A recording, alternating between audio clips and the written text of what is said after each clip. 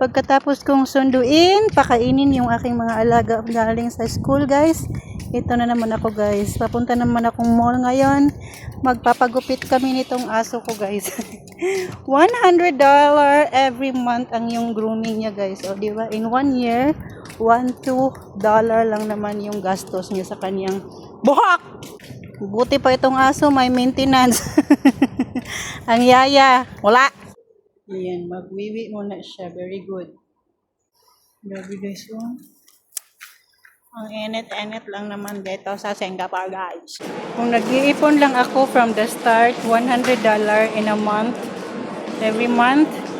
So, siguro may $200 na yung 200,000 na yung ko, pesos bank account ko, guys.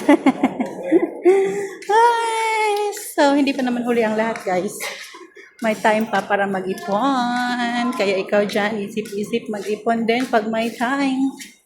Dahil hindi tayo habang buhay sa abroad. So, ayan. Dito na kami sa kanyang grooming. Alam nyo, guys, ano dito eh?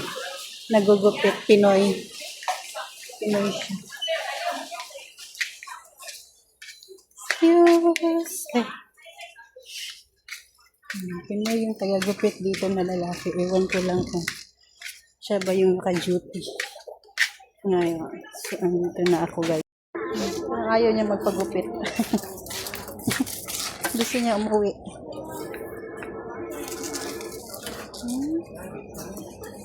Ayaw mo magpagupit, ha? Ayaw niya talaga, guys. Magpagupit. Hindi tayo magdidimat niyan. Maligo lang tayo, maligo. Bayaran ba na ko siya o ano? Una-unya na? Pagkuha na mo.